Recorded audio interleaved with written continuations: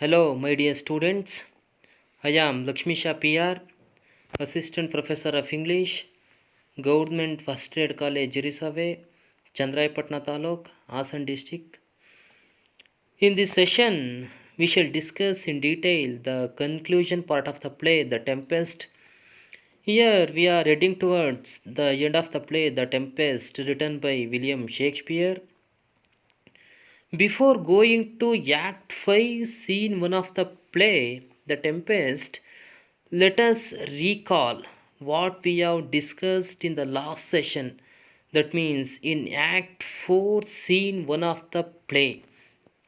In last class, I was explaining that how Prospero and Ariel prepared the stage to perform mask scene and various spirits such as Juno, Iris and Ceres blessed the young couples who are none other than Miranda and Ferdinand. While performing the mask scene, Prospero remembered the treachery hatched by Caliban along with Stefano and Trinculo to kill Prospero. And I was also telling that how Ariel and Prospero, disguising as spirits, were chasing Caliban, Trinculo, and Stefano, who tried to steal rich clothes from Prospero's cupboard. Now let us discuss the conclusion part of the play, which is Act 5, Scene 1. This scene opens with Ariel revealing to Prospero that Alonso, Sebastian, and Antonio are remorseful, worried, and desperate. Here, Ariel tells Prospero that Alonso, Antonio, and Sebastian are repenting a lot and they are desperate, worried a lot because they have lost Ferdinand. Gonzalo is worried and grief stricken at King's pain. Ariel tells Prospero that Alonso has been suffering a lot, and when Gonzalo sees the king's condition, he also becomes very sad. Gonzalo becomes very sad. Prospero reassures Ariel that he will be compassionate in dealing with his enemies and asks that Ariel should bring the group to him. Prospero tells Ariel that he doesn't treat his enemies in a bad way, but he would show mercy to his enemies. So he orders Ariel to bring the king and his companions to him. While he is waiting for the king and his party to appear, Prospero soliloquizes about what he has accomplished with magic and at the soliloquies end promises that he will now give up his magic, bury his magic staff, and drown his magic book at sea. When Ariel has gone to bring the king and his friends, here Prospero says something very important in his soliloquy. In his soliloquy, Prospero says that he has decided to abandon his magic, throw his book into the sea, and bury his magic stick. He has decided to bury his magic stick too. Almost immediately, Ariel enters with a royal party who appear to be in a trance and places them within the magic circle that Prospero had earlier drawn. Yes, Prospero has ordered. Ariel brings the group, which includes Alonso and his companions, within a minute of time and places them within the magic circle which has been drawn by Prospero. With a few chanted words, the spell is removed. Prospero, clothed in the garments of the Duke of Milan. Now, Prospero is very glad because he dresses by using his magic, he dresses himself as the Duke of Milan.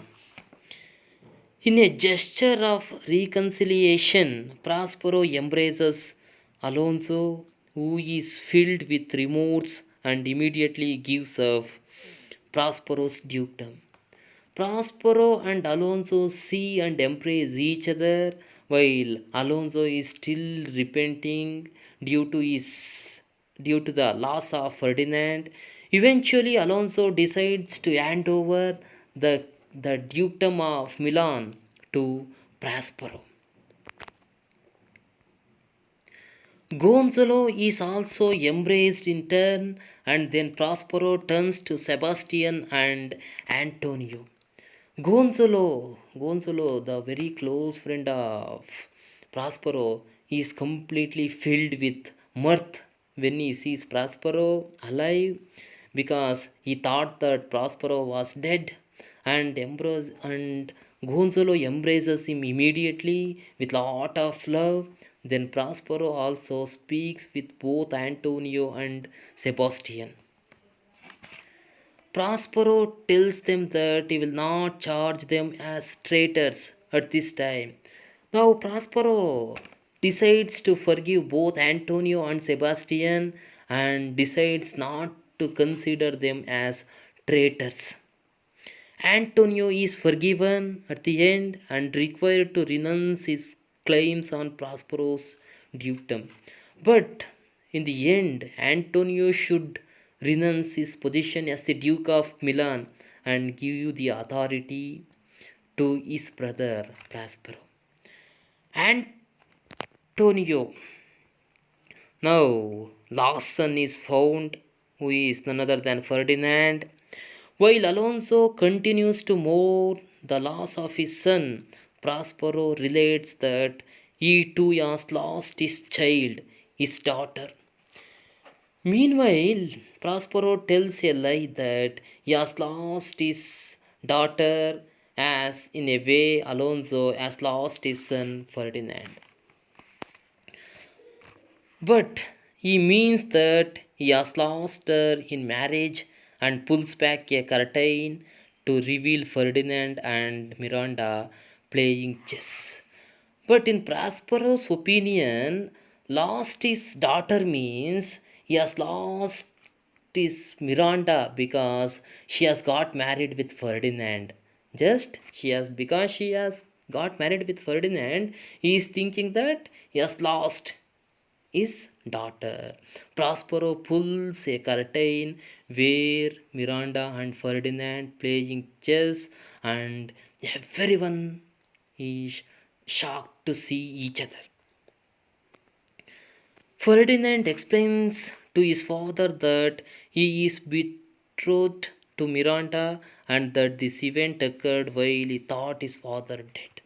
Ferdinand divulges his father Alonso that how he has married Miranda, and Ferdinand thought that his father is dead. Alonso quickly welcomes Miranda and says he will be a second father to his sons of affianced. There and then Alonso declared that he will be the second father to Miranda, who has been married with Ferdinand. At the sight of the couple, Gonzalo begins to cry and thanks God for having worked such a miracle. Gonzalo is completely happy because God has united both Miranda and Ferdinand, where the farmer thanks Gonzalo for helping Prospero in difficult times. Ariel enters with the master of the boat and boatswain. As ordered by Prospero, Ariel brings master and the boatswain of the ship safely to the place where Prospero is. Although the ship lay in harbor and in perfect shape, The puzzled men cannot explain how any of this has occurred. Master and boatswain are completely shocked because they are completely safe along with the ship without any injury on their body. Alonso is also mystified, but Prospero tells him not to trouble his mind with such concerns. Alonso has been shocked to see the master and the boatswain of the ship safe and normal, but Prospero assures him to tell the whole story when they get free time. Finally, Alonso is also consoled. Next, Ariel leads in Caliban, Stefano, and Trinculo, who are still drunk. Ariel brings Caliban, Stefano, and Trinculo to the place where the trio are still drunk. Still, Caliban, Stefano, and Trinculo are drunk. Prospero explains that these men have robbed him and plotted to murder him. Now Prospero describes to Alonso and other men how Caliban, Trinculo, and Stefano have hatched conspiracy to rob and kill Prospero. Caliban immediately repents and promises to seek grace. Eventually, Caliban agrees his mistakes, what he has committed, and seeks Prospero's guidance to become a perfect, normal man. The three conspirators who have sobered somewhat since confronted with Prospero and the king are sent to decorate Prospero's cell. Caliban, Stefano, and Trinculo, who are called as conspirators, repent at the end of the play and they are advised by Prospero and Alonso to decorate Prospero's room. Prospero invites his guests to spend the night with him, where he will tell them of his adventures and of his life during these past 12 years. In the conclusion part of the play, Prospero requests Alonso and other counselors to stay with him that night and he promises them to explain the miracles and magic created by him during his stay in this island for 12 years. Ariel's last duty. That's very important. Ariel's last duty to Prospero is to provide calm seas when they sail the next morning. At last, Prospero assigns Ariel the duty of creating calm seas next morning when Alonso and his companions start their journey to Naples. In this way, William Shakespeare concludes Act 5, Scene 1 of the play, The Tempest. Thank you. Thank you, one and all.